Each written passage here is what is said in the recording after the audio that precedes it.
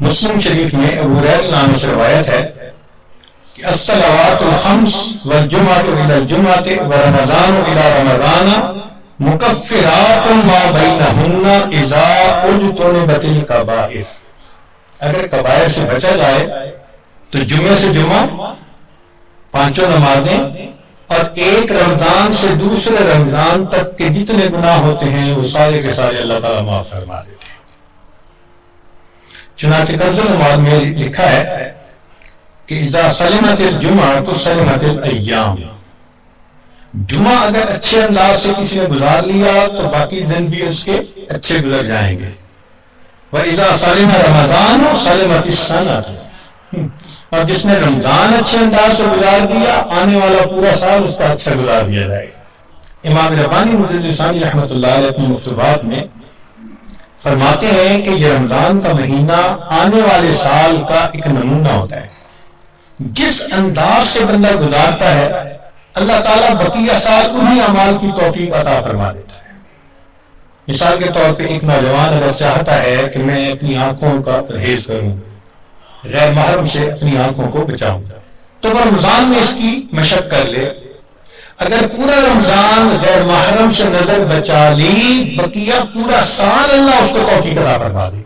آپ پورا رمضان تہجد کی پابندی کر لیجئے، تلاوت کی، اعمال کی پابندی کر لیجئے، اور پھر دیکھیے بقیہ پورا سال وہ کام کس طرح آسان ہو جاتے ہیں. اللہ تعالیٰ توفیق دے دیتے ہیں اس بندے کو. اس لیے ہمارے اکابر رمضان کو بہت اہتمام کے ساتھ گزارتے تھے. بلکہ بخاری شریف کی روایت ہے کہ ایک صحابیہ حج پہ جانا چاہتی تھی، خاوند نے نہ کر دی. پوچھا بھی کیوں؟ اس نے کہا سواری نہیں ہے. اس نے کہا فلاں اونٹ تو ہے. اس نے کہا وہ میں نے صدقے کی نیت کر لی، اب وہ میرا نہیں، وہ اللہ کا ہے، اب میں تمہیں نہیں لے کے جا سکتا. خاموش ہو گئی. خاوند جب حج کر کے واپس آیا تو وہ عورت نبی اسلام کی خدمت میں حاضر ہوئی. اے اللہ کے حبیب صلی اللہ علیہ وسلم، میرا بڑا جی چاہتا تھا میں حج کروں، مگر میرے خاوند نے کہا کہ سواری نہیں، اور میں نے صدقے کا اونٹ تھا بتایا تو اس نے کہا میں اس کو نہیں استعمال کر سکتا. تو نبی اسلام نے پہلے تو خاوند کو سمجھایا کہ دیکھو یہ حج کا عمل بھی اللہ کے راستے میں جانے والا عمل تھا.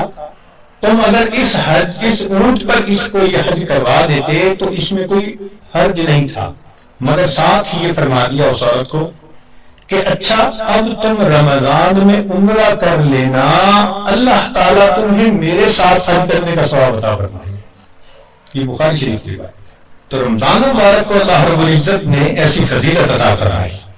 چنانچہ کنز العمال میں ہے کہ اذا کان اول لیلۃ من شہر رمضان صفدت الشیاطین ومردت الجن.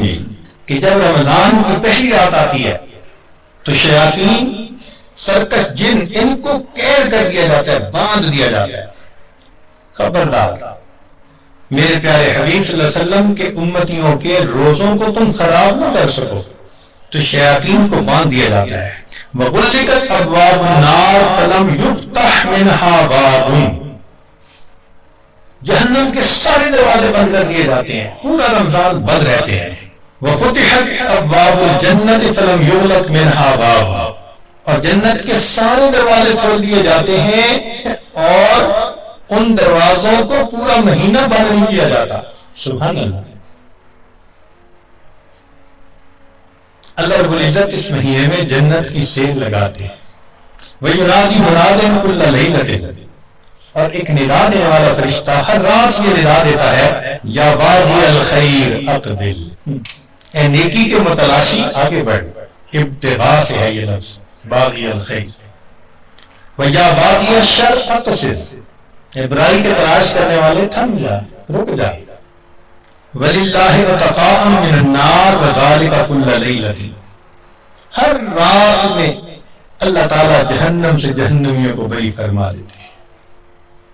اب یہاں طالب علم کے ذہن میں ایک سوال پیدا ہوتا ہے کہ رمضان مبارک میں شیاطین تو قید ہو گئے، پھر کیوں برائیاں ہوتی ہیں، غفلتیں ہوتی ہیں؟ تو علماء نے اس کے کئی جواب دیے. ایک جواب تو انہوں نے دیا بھی بڑے شیاطین تو قید ہو گئے، اب چھوٹے شتونگڑے بھی تو ہیں، اور ہم اتنے غافل کہ شتونگڑے ہی کام دکھا جاتے ہیں. دوسرا علماء نے یہ کہا کہ شیطان کی وجہ سے نفس کے اندر اتنی خباثت آ جاتی ہے کہ شیطان اگر باندھ بھی دیا جاتا ہے تو نفس اس کا کارندہ بنا رہتا ہے، وہ انسان کو گناہوں پر اکسائے رہتا ہے. یا برے دوست ہوتے ہیں، یار بد، ان کی وجہ سے انسان رمضان میں بھی نیکی پر نہیں آتا. مگر اس کی خوبصورت مثال یہی ہے کہ جیسے لوہے کو بھٹی میں گرم کرے نا تو سرخ ہو جاتا ہے، پھر اس کے بعد اس کو بھٹی سے نکال لیں تو وہ 1 منٹ میں ٹھنڈا نہیں ہوتا، وہ گھنٹہ 2 گھنٹے گرم رہتا ہے. تو شیطان نے انسان کو گناہوں کی بھٹی میں اتنا گرما دیا ہوتا ہے کہ ان لوگوں کے لیے رمضان کا مہینہ آ بھی جاتا ہے تو وہ گرمی اسی طرح موجود رہتی.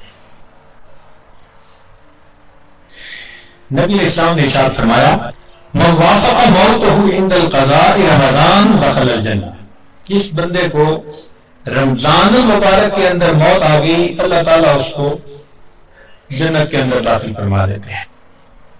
سیدہ عائشہ صدیقہ رضی اللہ تعالیٰ عنہ فرماتی ہیں کہ کان رسول اللہ صلی اللہ علیہ وسلم یجتہد فی رمضان ما لا یجتہد فی غیرہ، مسلم شریف کی روایت کہ رمضان المبارک میں نبی اسلام عبادات میں اتنی محنت فرماتے تھے، مشقت اٹھاتے تھے کہ رمضان کے علاوہ کسی اور مہینے میں اس قدر محنت نہیں فرماتے. اس سے معلوم ہوا کہ خاص اہتمام فرماتے تھے. ایک اور روایت ہے بہقی کی، سیدہ عائشہ صدیقہ نانا فرماتی ہیں کہ کان رسول اللہ صلی اللہ علیہ وسلم اذا دخل رمضان، کہ جب رمضان کا مہینہ آتا تھا شد میں ازارہ، نبی اسلام اپنی تہبند کو کس کے باندھ لیتے تھے. ثم لم یأت فراشہ حتی ینصرف، پھر پورا مہینہ گزرنے تک اپنے بستر پر واپس نہیں آیا کرتے تھے. اللہ اکبر کبیرہ. اس لیے کہ وہ رمضان کی برکات سے واقف تھی، جانتی تھی. بہقی کی شریف کی ایک اور روایت ہے کان اذا دخل رمضان تغیر لونہ، کہ جب رمضان کا مہینہ آتا تھا نبی اسلام کا چہرے کا رنگ بدل جاتا تھا. اللہ اکبر کبیرہ. وکثرت صلاتہ، اور نبی اسلام نماز نفل کثرت کے ساتھ پڑھتے تھے. وابتہر فی الدعاء واشفق لونہ، اور اپنی دعا میں اتنے اللہ کے سامنے عاجزی کرتے تھے کہ آپ صلی اللہ علیہ وسلم کا چہرہ انور سرخ ہو جائے گا. اللہ اکبر.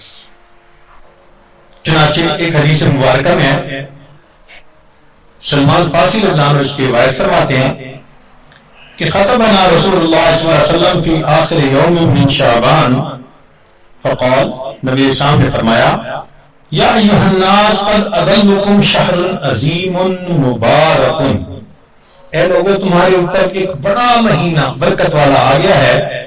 شہر فیہ لیلۃ خیر من الف شہر، ایسا مہینہ کہ جس میں ایک رات ہے جو 1000 مہینوں کی عبادت سے بھی زیادہ افضل ہے.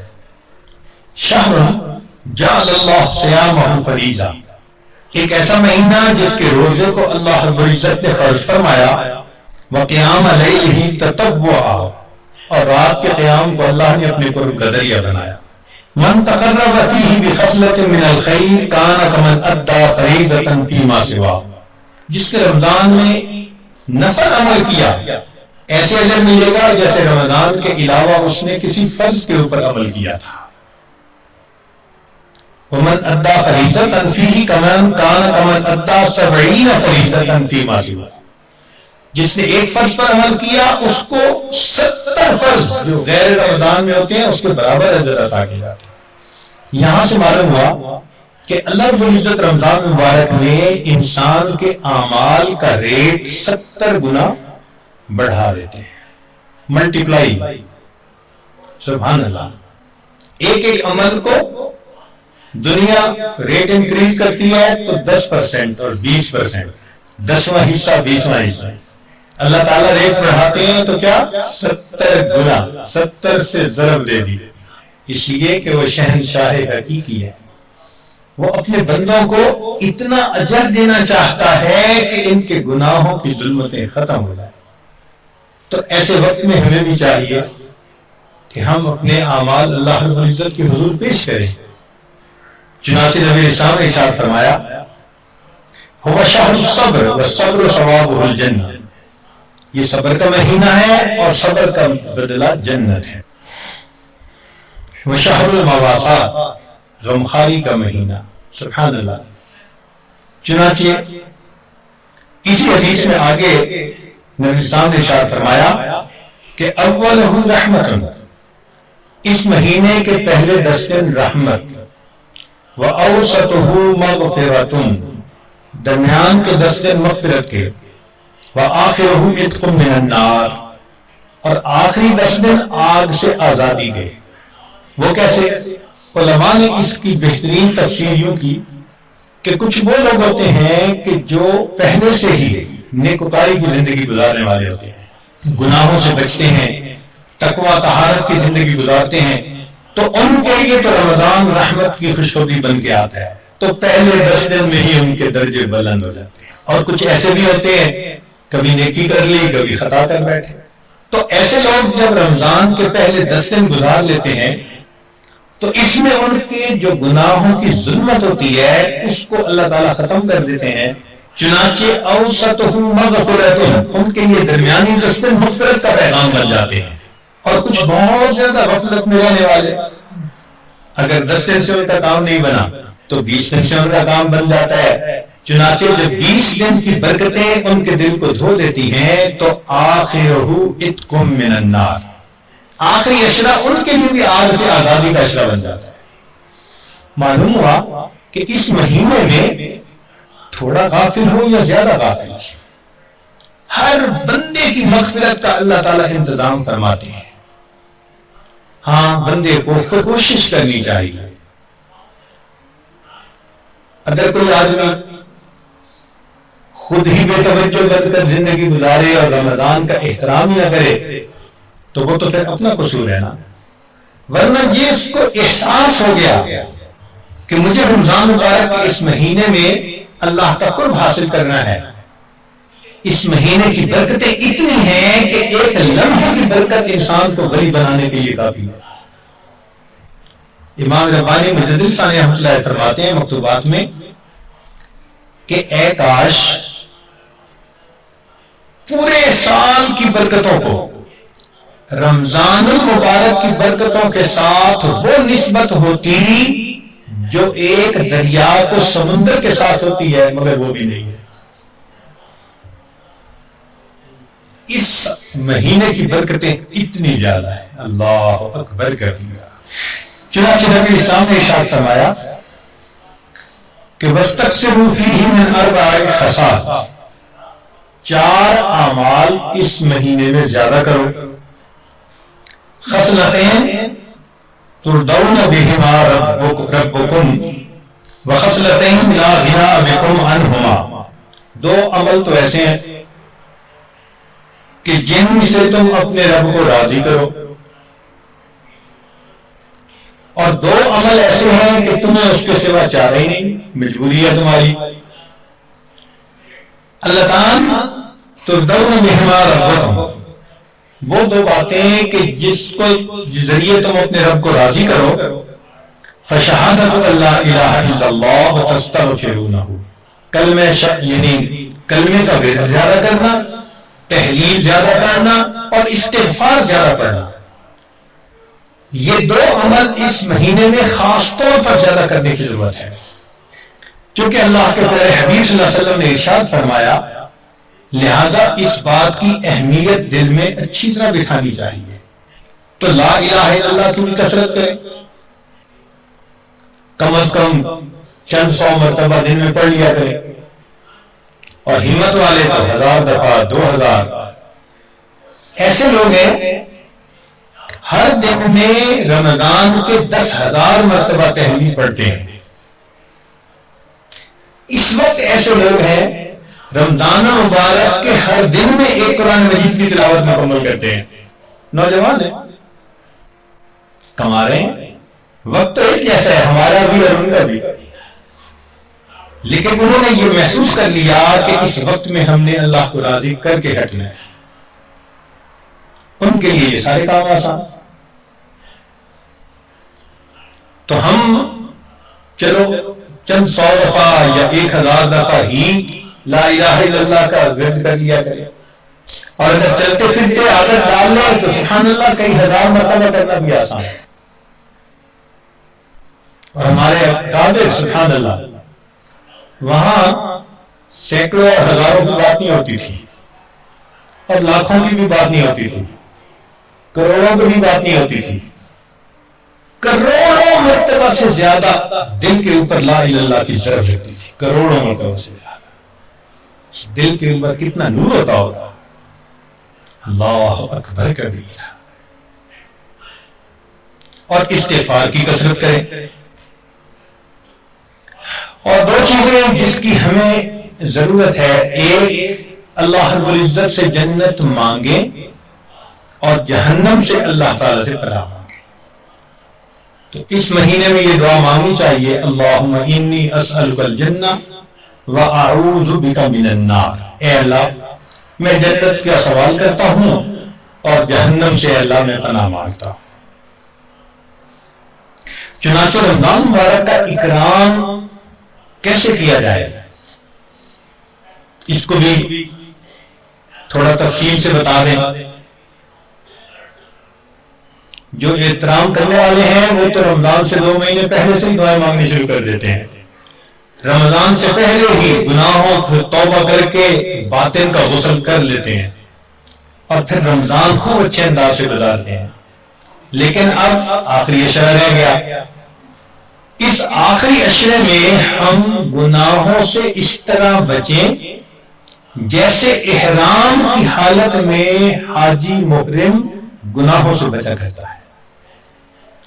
جو لوگ حج پر گئے ہیں نا, عمرہ پر, ان کو اچھی طرح اندازہ ہے کہ جب احرام باندھ لیتا ہے تو بالکل کیفیت ہی اور ہو جاتی ہے. پھر جنایات سے بہت بچنے کی کوشش ہوتی ہے. ہر وقت یہ احساس رہتا ہے میں محرم ہوں, احرام باندھا ہوا ہے. بالکل رمضان گزارتے ہوئے وہی کیفیت ہو, انا صائم, میں روزہ دار, رمضان کا مہینہ ہے, مجھے اس میں کوئی گناہ نہیں کرنا. چلتے پھرتے لا الہ الا اللہ کا ورد رکھیں اور کبھی کبھی پورا کلمہ بھی پڑھیں, لا الہ الا اللہ محمد رسول اللہ. جتنا ممکن ہو سکے قرآن مجید کی تلاوت کریں. حتیٰ کہ 2-3 منٹ بھی اگر خالی ہیں تو اس کو خالی نہ گزرنے دیں. قرآن پاک دیکھ کر پڑھ لیں, اور اگر قرآن پاک پاس نہیں یا وضو نہیں تو جو صورتیں یاد ہیں کم از کم وہی پڑھ لیں. حسب استطاعت رمضان مبارک میں صدقہ و خیرات زیادہ کریں. سیدہ عائشہ کا کلام فرماتی ہیں کہ نبی علیہ السلام رمضان مبارک میں اپنے دونوں ہاتھ سب کے لیے کھول دیا کرتے تھے. جیسے تیز ہوا چلتی ہے اس طرح نبی علیہ السلام صدقہ پانی, اللہ کے راہ پانی کی طرح پیسہ بہا دیتے تھے. تو صدقہ و خیرات زیادہ کرنا. وعظ و نصیحت کی محفل میں روز بیٹھیں, کہیں فجر کے بعد ہوتی ہے, کہیں تراویح کے بعد ہوتی ہے, اور آخری عشرے کا سنت اعتکاف اگر نصیب ہو تو سبحان اللہ. معتکف کی حالت ایسی ہوتی ہے کہ جیسے کسی کو منانے کے لیے اس کے دروازے کی چوکھٹ کو پکڑ کے بیٹھ جائے, اگر تو در نہ کھولے گا تو میں بھی در نہ چھوڑوں گا. بس نیت کر لے کہ اے رب کریم آپ کو مجھے منا کے اٹھنا ہے. واقعی دیکھا مجھے محبت میں ایسے ہوتا ہے, اگر کبھی کوئی محبوب ناراض ہو لوگ قدموں میں بیٹھ جاتے ہیں. بیٹے سے باپ خفا ہو آپ کے قدموں میں بیٹھ جاتے ہیں, ابو جب تک آپ راضی نہیں ہوں گے میں قدموں میں سے نہیں اٹھوں گا. سبحان اللہ, یہی مومن کا حال ہونا چاہیے. اے کریم تیرے در پر آ کر بیٹھ گئے ہیں,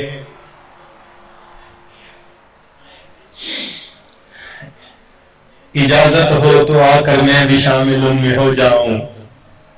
سنا ہے کل تیرے در پر ہجوم عاشقاں ہوگا. عشق محبت والے 10 دن فارغ کرتے ہیں اللہ کے سامنے، دن رات عبادت میں گزارنے کی کوشش کرتے ہیں، اور دعاؤں میں پھر انسان خوب عاجزی اور زاری کرے۔ اس طرح رمضان مبارک کی قدردانی کیجیے۔ پھر رمضان کی ہر رات میں اللہ تعالیٰ جہنم سے جہنمیوں کو بری کرتے ہیں۔ کتنے جہنمی جہنم سے بری ہوتے ہیں ذرا غور کیجئے کہ مدینہ طیبہ کے قریب ایک قبیلہ تھا، اس کا نام تھا بنو کلب۔ ہر گھر والے 200، 500، 1000، 2000 بکریاں گھروں میں پالتے تھے، اور پورے قبیلے کی بکریاں اتنی تھیں کہ جب وہ باہر نکالتے تھے تو 2 پہاڑوں کے درمیان کی پوری وادی ان جانوروں سے بھر جاتی تھی۔ 2 پہاڑوں کے درمیان کی وادی جانوروں سے بھر جاتی تھی، اتنے جانور ہوتے تھے ہزاروں کی تعداد میں۔ تو نبی علیہ السلام نے اس قبیلے کا نام لے کر فرمایا کہ بنو کلب قبیلے کی بکریوں کے بالوں کے برابر جہنمی ہر رات جہنم سے بری ہوتے ہیں۔ اب بکریوں کے بال کتنے ہوں گے ہم تو اندازہ نہیں لگا سکتے۔ ہمارے ایک دوست تھے، وہ فارغ البال تھے، گنجے سے۔ ایک دن میں نے دیکھا انہوں نے ایک لٹ سی لگوائی ہوئی اور بال سجائے ہوئے، تو میں نے پوچھا کہ آپ نے یہ لٹ لگوائی؟ کہنے لگا جی میں نے بال ٹرانسپلانٹ کروائے ہیں۔ میں ان کا بال ٹرانسپلانٹ کروائے ہیں تو پھر پورے کروا لیتے۔ کہنے لگے حضرت ایک بال کا $1 انہوں نے لیا ہے، اور میں نے $10,000 دے کر یہ 10,000 بال لگوائے ہیں، اور 10,000 بال بس اتنی سی لٹ نظر آتی تھی یوں۔ اس سے مجھے احساس ہوا کہ اگر اتنے سے بال 10,000 ہیں تو پورے سر کے بال کتنے ہوں گے، اور پھر اگر سر کے بال اتنے ہوتے ہیں تو ایک بکری کے جسم پہ بال کتنے ہوں گے؟ لاکھوں کی تعداد میں بال ایک بکری کے جسم پر ہوئے۔ اگر ایک بکری کے بال اتنے ہیں تو جہاں 2 پہاڑوں کے درمیان کی پوری وادی بھر جاتی تھی تو ان بکریوں کے بال کتنے ہوں گے؟ اس کا مطلب یہ کہ معاملہ کروڑوں سے بھی اوپر کا ہے۔ اتنے جہنمی ہر رات جہنم سے بری کیے جاتے ہیں۔ جب اللہ اتنے جوش میں ہے اور اتنے گناہگاروں کو معاف کر رہے ہیں تو ہمارے لیے اپنا نام شامل کروانا کون سا مشکل کام ہے؟ تھوڑے سے آہوزاری کریں، رونا دھونا کریں، اللہ تعالیٰ کی رحمت جوش میں ہوتی ہے، ہمارا بھی نام شامل ہو جائے گا اور ہماری بھی بخشش ہو جائے گی۔ اور ہر رات یہی بخشش ہوتی رہتی ہے، حتیٰ کہ رمضان المبارک میں ایک رات آتی ہے جس کو لیلۃ القدر کہا جاتا ہے، جس رات قرآن اترا تھا۔ اس رات میں انسانوں کے گناہ ویسے ہی معاف کر دیے جاتے ہیں۔ حدیث مبارکہ میں آتا ہے کہ ایک ایسی گھڑی ہوتی ہے اس رات میں کہ اس گھڑی میں جو دعا مانگی جائے قبول ہوتی ہے۔ اب وہ گھڑی کب ہوتی ہے ہمیں کیا پتا؟ حق تو یہ تھا کہ ہم 365 راتوں میں اس کو ڈھونڈتے، مگر اللہ نے کام آسان کر دیا۔ نبی صاحب نے بتایا کہ وہ رمضان مبارک کے اندر ہوتی ہے۔ اس کا مطلب یہ ہے کہ 365 راتیں جاگنے کی ضرورت نہیں، 30 راتیں جاگنے کی ضرورت ہے۔ پھر بندہ سوچتا ہے کہ 30 راتیں جاگنا تو بڑا مشکل کام ہے، تو نبی صاحب نے کام اور آسان کر دیا، فرمایا کہ تم رمضان مبارک کے آخری عشرے میں لیلۃ القدر کو تلاش کرو۔ تو 20 راتیں اور نکل گئیں، باقی 10 راتیں رہ گئیں۔ پھر بندہ سوچتا ہے جی کہ 10 راتیں جاگنا بھی بڑا مشکل کام ہے، تو نبی صاحب نے کام کو اور آسان کر دیا، فرمایا آخری عشرے کی جو طاق راتیں ہیں ان میں اسے ڈھونڈو۔ 21، 23، 25، 27، 29، 5 راتیں بنتی ہیں۔ یوں سمجھے کہ 365 میں سے 5 راتیں ہیں جن میں ہمیں لیلۃ القدر تلاش کرنی پڑے گی۔ اب بندہ سوچتا ہے جی کہ رات کو تو ہم تلاش کریں لیکن پوری رات جاگنا تو بڑا مشکل ہے، ہم تو کمزور لوگ ہیں، نہیں جاگ سکتے۔ اللہ تعالیٰ نے کام کو اور آسان کر دیا۔ اللہ نے یہ تو نہیں بتلایا کہ وہ رات کی برکتیں شروع کب ہوتی ہیں، مغرب کے وقت شروع ہوتی ہیں، عشاء کے وقت، آدھی رات کے وقت، کتنے بجے. ایک بات بتا دی، فرمایا کہ وہ رات کو جب بھی خاص برکتیں نازل ہوتی ہیں، تنزل الملائکۃ والروح فیہا بإذن ربہم من کل امر سلام سلام ہی حتی مطلع الفجر. یہ برکتیں مطلع فجر تک رہتی ہیں، یعنی جب روزے کا وقت ختم ہوتے ہیں نا اس وقت تک رہتی ہیں. اس کا مطلب یہ ہوا کہ لیلۃ القدر کی برکتیں رات کے جس وقت میں بھی شروع ہوں، جب وہ شروع ہوں گی تو پھر روزہ کا وقت شروع ہونے کا جو ہے نا، سحری کا وقت، وہاں تک رہیں گی. اس کا آسان طریقہ یہ ہے کہ ہم سحری کو 1 گھنٹہ پہلے کر لیں، وقت ختم ہونے سے پہلے، اور آدھا گھنٹہ جو ہے آخر کا بچا لیں. اس آدھے گھنٹے میں 2 رکعت 4 رکعت نفل پڑھ لیا کریں اور 10-15 منٹ بیٹھ کے دعا کر لیا کریں. جب بھی لیلۃ القدر ہوئی تو وہ وقت لیلۃ القدر میں ضرور آئے گا اور ہمیں لیلۃ القدر پانے کا اجر مل جائے گا. اور اس رات کی عبادت 1000 مہینوں کی عبادت سے بہتر ہے. 1000 مہینے تقریباً 83 سال بنتے ہیں اور 80 سال سے کم تو عمر ہوتی ہے. اس کا مطلب یہ کہ ایک رات اگر مل گئی تو پوری زندگی کے گناہ معاف ہو جائیں گے. اللہ نے کام کو کتنا آسان کر دیا. تھوڑی سی ہمت کرنے کی بات ہے. اللہ تعالیٰ کی رحمت بہانہ ڈھونڈتی ہے مغفرت کے.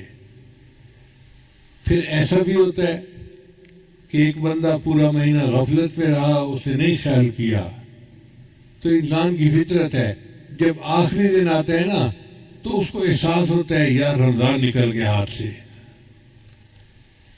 پھر الوداع یا سحوری الوداع پڑھنا شروع کر دیتے ہیں. تو حدیث مبارکہ میں آتا ہے کہ پہلی رمضان سے لے کر 29 رمضان تک جتنے مجرم جہنم سے بری کیے گئے تھے ان سب کا ٹوٹل آخری رات میں اتنے اور بری کر دیے جاتے ہیں. یعنی اگر 1 ارب ہر رات میں بری ہوئے تھے تو 29 ارب تو رمضان میں بری ہو گئے اور آخری رات میں 29 ارب اور بھی ان کی بخشش کر دی جاتی ہے. اب جب اللہ کی رحمت کا معاملہ ایسا ہے تو پھر ہمارے لیے بخشش کو پانا کون سا مشکل کام ہے. ایک بندے نے رمضان کی قدر نہیں کی، عید کا چاند نظر آ گیا تو اللہ نے ابھی بھی اپنی رحمت جو لیلت جو ہوتی ہے نا عید کی رات، اس کا نام ہوتا ہے لیلت الجائزہ. اس رات میں جنت کو خوشبوؤں کی دھنی دی جاتی ہے، صاف کیا جاتا ہے. تو جنتی حوریں پوچھتی ہیں فرشتوں سے کہ جنت کی صفائیاں ہو رہی ہیں، آخر وجہ کیا ہے؟ تو فرشتے انہیں بتاتے ہیں کہ اللہ تعالیٰ نے اپنے محبوب صلی اللہ علیہ وسلم کی امت پر خاص مہربانی فرمائی اور ان کے گناہوں کی بخشش کر دی. اب ان کو جنت ملے گی، اس لیے جنت کی صفائیاں ہو رہی ہیں. تو حوریں جنت کی جنتیوں کا انتظار کرتی ہیں. اس رات میں اگر کوئی بندہ عید کی رات میں عبادت کر لے تو اس کے بھی گناہ معاف ہو جاتے ہیں. پھر اس سے آگے سنیے کہ حدیث مبارکہ میں آتا ہے کہ جب عید کا وقت ہوتا ہے تو ہم نے دیکھا ہے کہ عید کی نماز پڑھنے تو ہم جیسے غافل بھی چلے جاتے ہیں. جو جمعہ نہیں پڑھتے نا عید کو بھی پڑھ لیتے ہیں کیونکہ فنکشن ہوتا ہے نا. تو جب عید کی نماز پڑھتے ہیں تو اللہ تعالیٰ علام الغیوب ہیں. اللہ تعالیٰ فرشتوں کو پوچھتے ہیں کہ میرے بندے کیوں اکٹھے ہیں. اللہ جانتے ہیں کہ کیوں اکٹھے ہیں مگر فرشتوں کو گواہ بنانا چاہتے ہیں. فرماتے ہیں یہ بندے کیوں اکٹھے ہیں؟ وہ کہتے ہیں یا اللہ یہ وہ مزدور ہیں جنہوں نے 1 مہینہ مزدوری کی، اب یہ آپ سے مزدوری کی اجرت چاہتے ہیں، تنخواہ مانگتے ہیں.